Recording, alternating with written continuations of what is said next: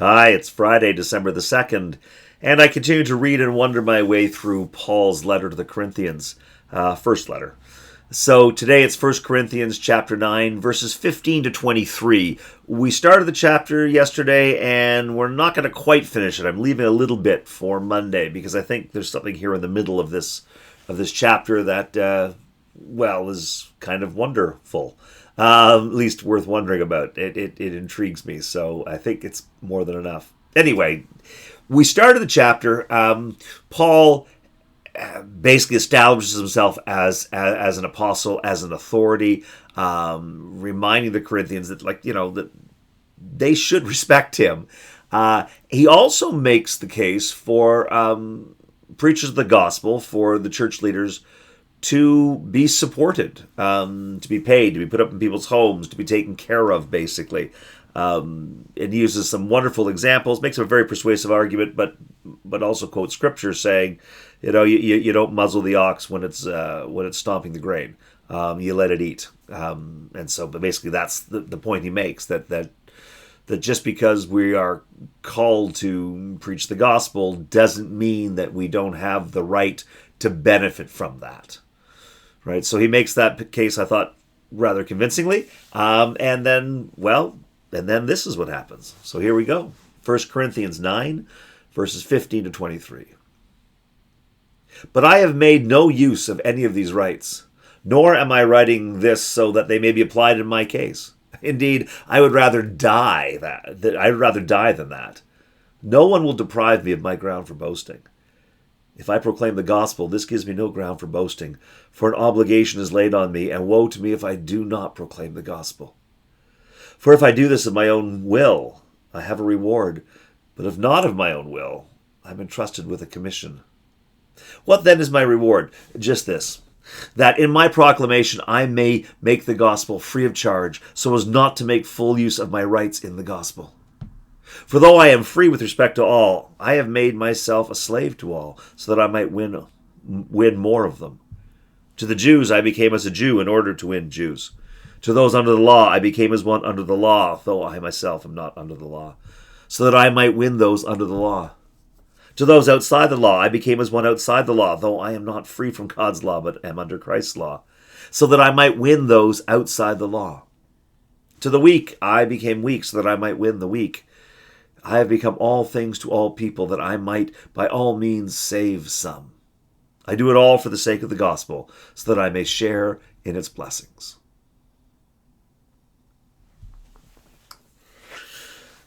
So, there's a lot here, and a lot that I'm not done wondering about myself. It intrigues me. But let's do it piece by piece, I guess, at the first. So Paul has made it clear that as a preacher of the gospel, as a leader in the church, he has the right to be supported by the church, right? You feed the animals that do your work.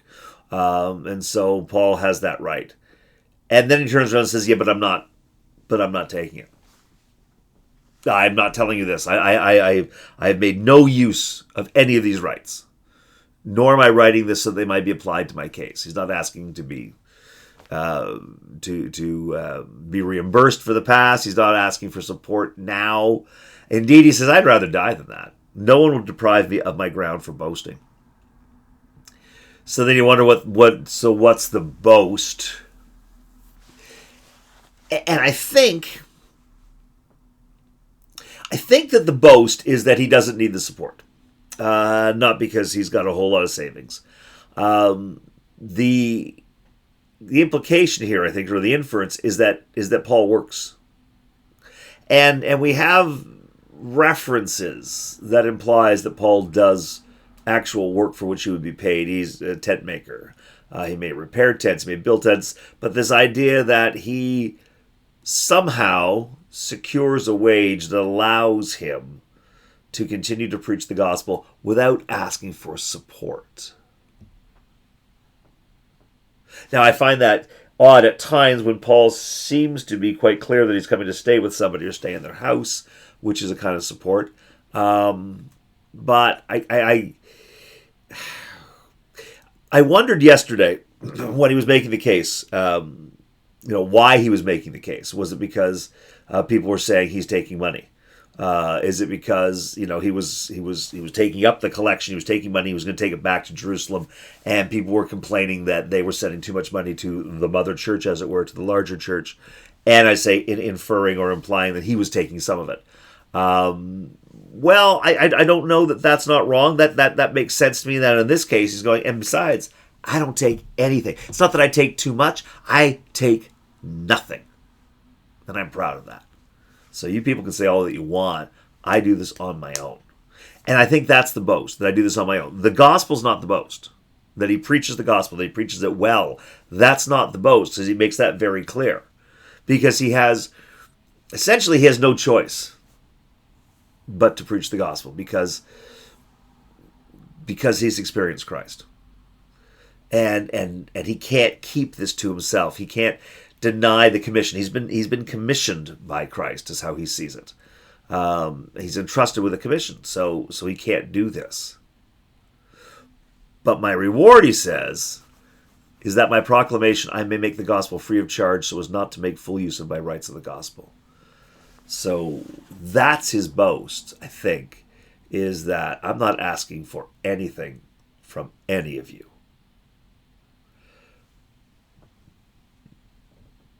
A little prideful. But he knows that. He has said that. The struggle with this, of course, is this is the kind of passage that wreaks havoc with clerics, with ministers, with young ministers, with old ministers. I mean, we just made the case for why church leaders should be paid. And then we have Paul saying, yeah, but you know what? I have no choice but to do this. So I don't even ask you to pay me. And that becomes a problem sometimes for church leaders, for professional church leaders, my colleagues, who are sort of stuck between this: we deserve to be paid, but I have no choice to do this.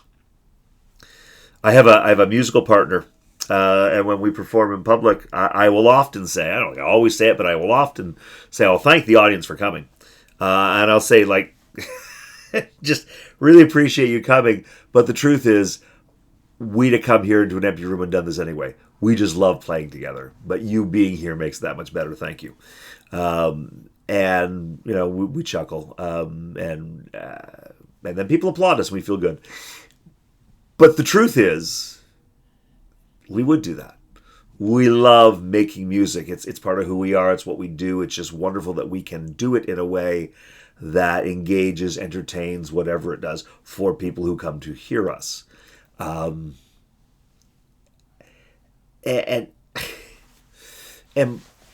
Paul is saying something similar in that I would be doing this anyway. In fact, just to prove it, I am doing this anyway because you're not paying me. Nobody's paying me. I make my own wage, I make my own living so that I can go and share the gospel without worrying about who can pay me. Right? Think about that a little bit. What happens in our faith. I know how it happens for professional church leaders, but it also can happen in our faith where we start to make choices based on outside factors. I'm going to go to this church because it's better for my real estate business. I'll make more contacts. I'll probably sell more houses, so I'm going to go there. Why would you pick a cheap base in your business? Well, because without my business, we're struggling. It's a hard time, and if I don't pick up some more clients, then the business is going to close, and I don't know if I can feed my kids or send them to school. I don't know what's going to happen. That kind of desperation then makes us, well, so I'm going to go to that church where there's opportunity for my business. It has nothing to do with the faith community. It has nothing to do with how it engages me. It has nothing to do with how it might facilitate or support me in the growth of my faith. But I've made the choice because I need to survive. Ministers will do the same thing. I'd love to stay at this church, but they can't pay me enough. It's not that they can't pay me enough for my ego. They also can't pay me enough to survive or even moderately thrive. Okay? It doesn't have to be a big deal, but moderate thriving would be nice, to have some potential. And so you go somewhere that can pay you a little bit better, even though you had a connection. But Paul has seen his way through that and said, "Yeah, none of that happens to me. So I am free. So I can go where I want to, and nobody can tell me." And that's the other piece of it too. Of course, is in some situations, as a person of faith or even as a faith leader, you have to go places because somebody in an authority told you have to go there. And Paul's saying, like, I'm an apostle. I'll make my own money. I'll go where I want. I'll go where I want. I assume that he is under the authority of Jerusalem, and that he identifies himself as an apostle. He does go to Jerusalem to work things out.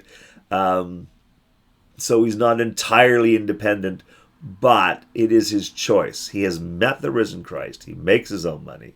He chooses to submit to the authority of the church. And it's his actual choice. Or, as he points out here, it's God's choice, and he's free to follow it.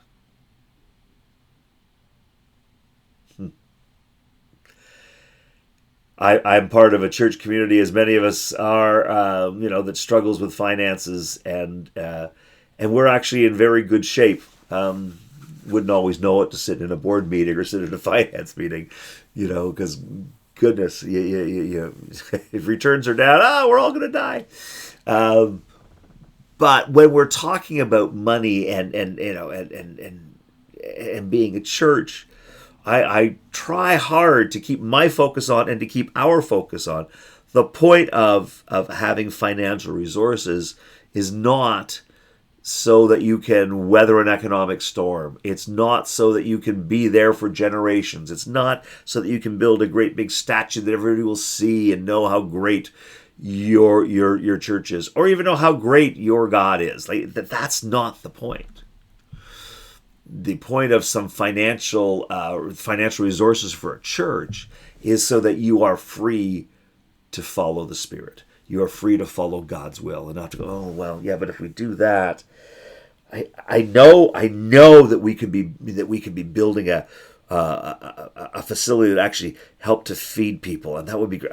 But we don't have enough money to do that. God's calling us to do that. I know, but then we'd have to stop doing that or shut this down, and then money becomes the thing, right? So we're not free because we've got to manage those resources. So if we want to talk about, growing our finances, it's not about securing the future. It's about being able to freely follow the will of God without can we afford to do what God's asking us to do? I mean, in faith, you want to say, of course you can. Doesn't matter whether you have the money or not. Just try, because God is with you and all of that, and that's great. But in 2022, in the world that I live in, nobody wants to do that unless they have some sense of responsible financial viability. Can you make it happen? I think Paul gets that. I think Paul is boasting about that. Yeah, I don't have to do a financial plan. I make my own money. I preach the gospel. I am free to follow God. And then he goes on to say, for though I am free with respect to all, I have made myself a slave to all. Right? So he has chosen to do this so that I might win more of them. And that phrase right there, win more of them, again, that feeds into this idea that it's a thing we're supposed to do. We're supposed to win souls. And if I win 20 souls this month and you win 10 souls, then I win. I did more soul winning. I'm better. That language bothers me, but Paul uses language like that all the time. Paul loves good competitive language. Paul will use examples from athletic events. Well, in fact, next day, Monday, you're going to hear about winning the race. So Paul likes that competitive thing. I'm not sure that it's the best way to do it, but here he is saying, I make myself a slave to all, that I might win more of them, that I might introduce more of them to the faith that has made me whole. I'd like that a lot better. And then he says, to the Jews I became a Jew in order to win Jews. To those under the law I became as one under the law, though I myself am not under the law, so that I might win those under the law. That's again sort of being Jewish, but being traditionally Jewish. To those outside the law I became as one outside the law, though I am not free from God's law, but I am under Christ's law, so that I might win those outside of the law. Now we're talking about Gentiles. To the weak I become weak, that I might win the weak. And we've heard about those weak in faith when Paul said it was okay to eat meat in front of idols, eat meat sacrificed to idols, no big deal. But if the weak see you doing that, you're going to confuse them and make it difficult for them to grow in faith, so don't do it. I think that's the weak he's talking about. So what Paul is saying to me here is that he is comfortable with Jews and Gentiles. And I mean traditional Jews who are not necessarily Jesus followers, who are still holding to the law as the ultimate revelation of God, not to Jesus. He's also comfortable with those who are weak. He's comfortable with Gentiles. He's comfortable there, and he has found the way to share his faith. This language becomes difficult. The first part's difficult for a young minister. This one as well, because he actually says, I have become all things to all people, that I might by all means save some. I have spent a fair bit of time supervising and mentoring ministers. It's been one of the joys of my career. It's a thing about which I would boast if I was given to boasting. And I see so many who want to be all things to all people. You know, they have a church. It says right out front, all people are welcome. They don't actually live into that. It's just a statement they make. And it's sometimes an impossible statement to make because there are people that you don't welcome into your community because they hurt your community. And there are people to whom you cannot be all things because your perspectives are that different, or there's a language barrier, or there's a theological barrier. I'm not. I think I'm a very good minister to a number of people, but I am not a good minister to all people. Some people just really don't get what I'm doing, and it doesn't make sense to them. And I'm not so convinced that I am right, that if they don't get me, then they obviously aren't going to get God. I don't think that for a second. So I don't try to be all things to all people, because my faith is in God, not in me. And that's the problem with what Paul says there, for me anyway. I have become all things to all people. And we hear that, and I watch faith leaders just try so hard to be everything to everybody. But you don't have to be a leader. You can just be a person. Right? How many of us try to be all things to all people? We want to make our parents happy and our children happy. We want to make our partners happy. We want to make our friends happy. We want to make our work friends happy. We want to make the guy in the corner who said a nasty thing to us, we want to make him like us. We want everybody to be glad to see us. We want everybody to show that they value us. We want to be all things to all people. And sometimes that's ego-driven. Just really want you to like me.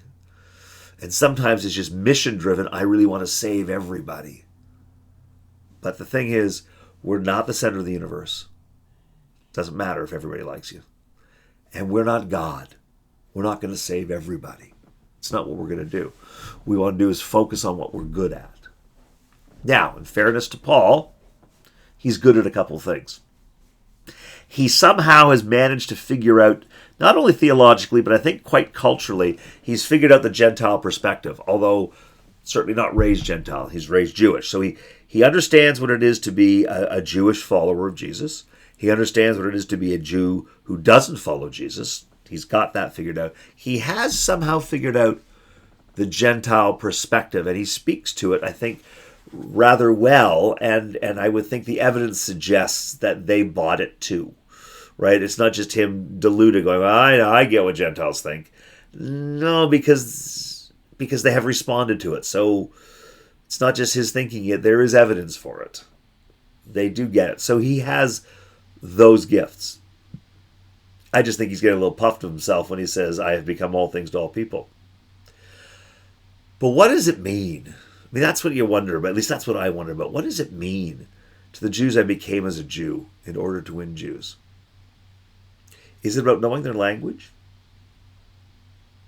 To those under the law, I became as one under the law. Those would be the Jews. I assume those are Jews who are not following Jesus, so they still feel themselves under the law, under Moses' law, right? Instead of being under Christ's law, as it were.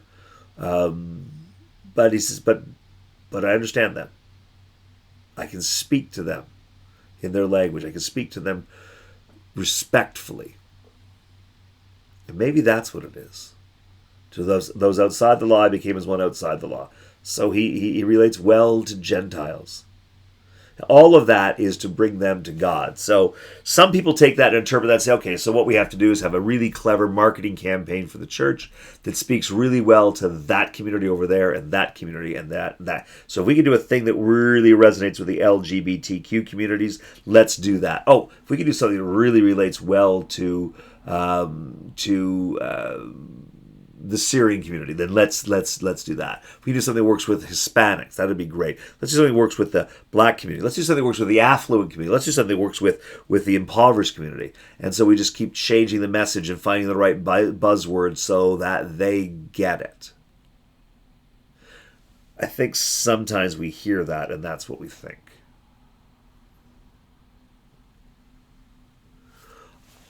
For me, because I don't think that Paul is trying to stack up souls like cordwood. Oh, got another one, put it there. Got another one, put it there. I think, although Paul's using that language of competition, I think what Paul is talking about is sharing the gospel, is sharing the good news, is sharing the faith that has made him whole. And to do that, this faith that makes me whole works for me. But if I understand who you are, if I understand your brokenness, if I understand your language, but also your visions, your hopes, if I understand that I might be able to make what I've experienced accessible to you. Even though we're different, I can find that common ground. I can facilitate your relationship with that same God. It's not my relationship. It won't be the same relationship. So I don't come to you as a Jew and try to make you into Paul.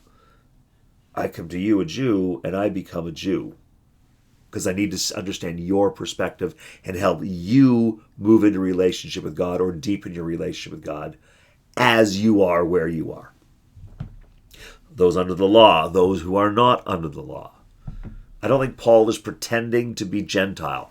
I don't think Paul is learning all the cool, clever Gentile phrases. Oh, they're going to get this one, 23 skidoo. I think that what Paul is talking about is appreciating that Gentiles have a perspective and a context, and God is there.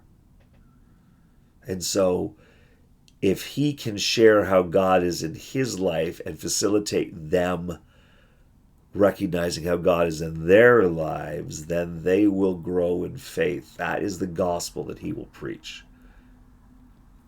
That God is present, that God is here right now. To the weak, I become weak. Now, you might be talking about weak in faith. You might also be talking about people who are injured and hurting. And what I know from experience is that when someone is injured and hurting, it doesn't do them a whole lot of good to come in and say, hey, you should be strong like me. It's going to be all right, buddy. Yeah, but my leg's broken. Yeah, I know, but you start walking on it, you'll be fine. No, you need to understand what it is to be in pain and have had a leg rebuilt. And if you don't understand that, then you need to shut up and listen so that someone who's going through that can share that with you, that you might begin to share the space that they're in. And that's where you start to share God. Once they've shared the space, once you know who they are, so once you have become weak, which doesn't mean your leg has to be broken if you're talking to someone with a broken leg, but it means that you probably aren't going for a walk with them. You're sitting in their space, doing the thing they want to do, looking at the world from their angle, right? Which is probably sitting in a chair with their legs stretched out in front of them. How does the world look from there? It looks very different from the world where you're standing up looking down on somebody. and I know I'm sort of using a very specific example, but I hope you can sort of broaden that and appreciate that what I think Paul is saying here is that in an effort to share his faith, in an effort to help people grow in their own relationship with God, he has come to them and understood their context and respectfully spoken to them, not just in their language, but in their context. As an observant, conservative Jew, what can you tell me about Jesus? That's, what Paul is working at. As a Gentile, what can you tell me? They're very different things. And Paul, I think, has said that that's his gift. And because he pays his own way, he can afford to do that. Because that's the other thing that I have discovered. In terms of wanting to share my faith or to be with people and offer something, it requires patience. You can't be rushing off to the next thing. Sometimes you need to sit with somebody and listen to their story for a very long time before it's time for you to speak, or more to the point, until they're ready to listen. They need to know that you are there. They need to know that you are like them, right? Or that at least you understand what it is to be them. To the Jews, I became a Jew in order to win Jews. That's what I was trying to do. To those under the law, I became as one under the law. Even though I'm not under the law, I do know what that means. And I appreciate that perspective. So now, respecting that, I can share my faith that they might hear. Again, in order to win Jews. It's a contest. But I think it's in order that they might hear. To those outside the law, to the Gentiles, I'm with them. And I understand their context. And I do all that so that they might hear themselves. Not become like me. I'll become like them because I know that God is for everyone. It's not just for church leaders. I think that's for any of us sharing faith.